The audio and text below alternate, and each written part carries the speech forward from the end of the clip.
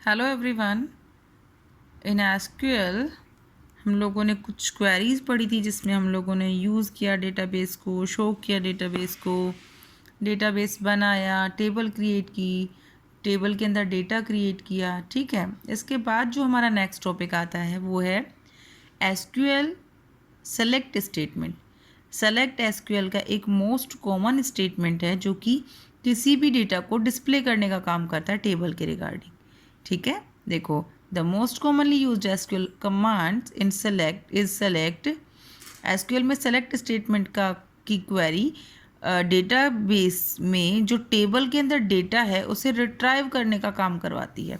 Retrieve का means आप वहाँ से डेटा को एक्सेस कर सकते हैं कि उसमें कौन कौन सा डेटा ऑलरेडी एग्जिस्ट कर रहा है।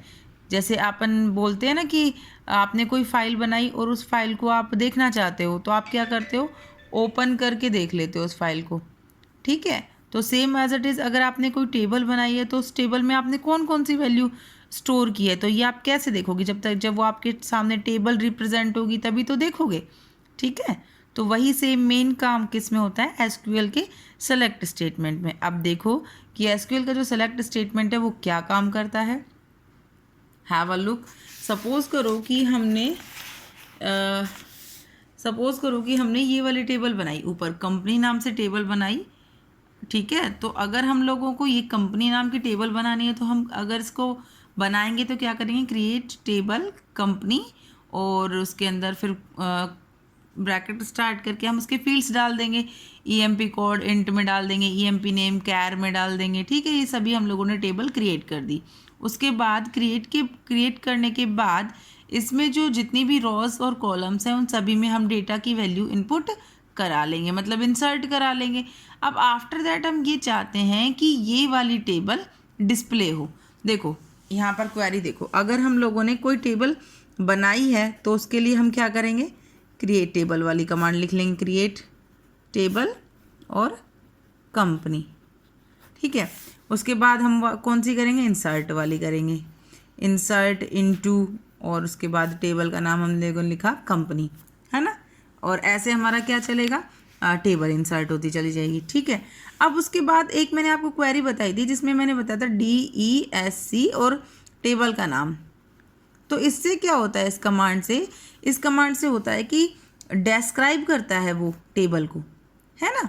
जैसे कि जब DESC और कंपनी आप लगाओगे तो उसका मतलब वो आपको एक खाका बनाकर बताएगा। जैसे अपन बोलते हैं ना, एक उसका चित्र बना, मतलब उसका एक जो फॉर्म जो होता है वो बनाकर बताएगा कि कैसी दिखेगी टेबल, इसमें कितने कॉलम हैं, ईच एंड एवरी कॉलम का डेटा टाइप क्या है ना, इस तरीके से।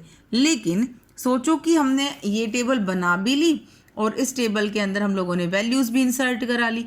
अब वैल्यू इंसर्ट कराने के बाद हम इस टेबल को, पूरी टेबल को देखना चाहते हैं। ये तो हम लोगों को सोचो कि ये हमारे सामने नहीं है, हमने माइंड में हमारे सामने एक टेबल थी, हमने बना ली, वैल्यू इंसर्ट कर ली। तो उसके लिए जो क्वेरी है वो लिख के चलिए।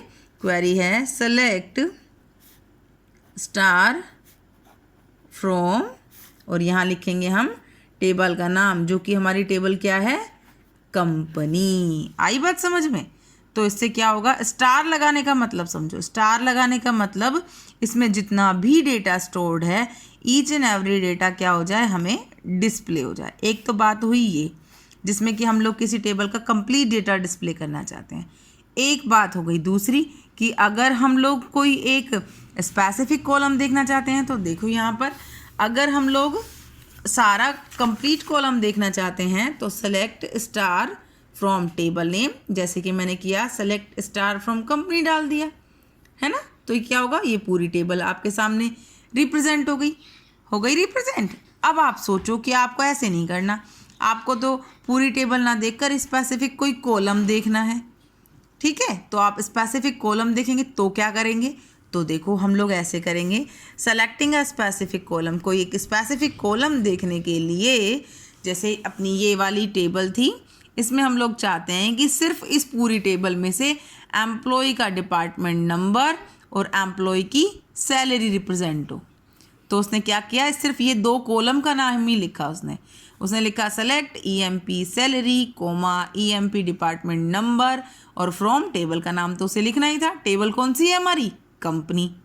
समझ में आ रही है बात? जैसे कि इधर देखो, सपोज करो यही टेबल है और हम लोगों को दूसरा क्वेरी करना है। हमने लिखा सेलेक्ट और मुझे लेना था नेम। मैंने लिखा EMP -, नेम, कोमा, DOJ। और कहाँ से लेनी है मुझे? भाई टेबल का उसको एड्रेस दूंगी तभी तो वो लेकर आएगा, फ्रॉम कंपनी। तो वो क्या करेगा? सिर्फ EMP नेम और DOJ, ये जो 2 कॉलम है इनको उठाकर मेरे सामने रिप्रेजेंट कर देगा।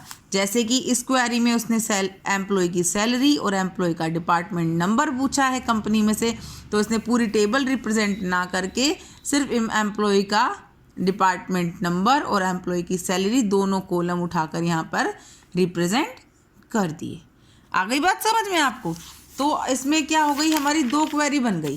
कौन कौन सी बन गई? एक तो हम लोग पूरी टेबल देखना चाहते हैं, एक हम लोग स्पेसिफिक कॉलम देखना चाहते हैं। ठीक है, समझ में आ गई कि हम अब क्या करेंगे? हम लोग अब हम ये करेंगे कि हमको सेलेक्ट कीवर्ड समझ में आ गया है। अब इसी वीडियो के साथ मैं आपको इससे रिलेटेड क्वेश्चन सेंड करूँगी। ठीक है, उसे करके देखना। होप सो कि आपका एग्ज़ाम आज अच्छा गया हो। Thank you.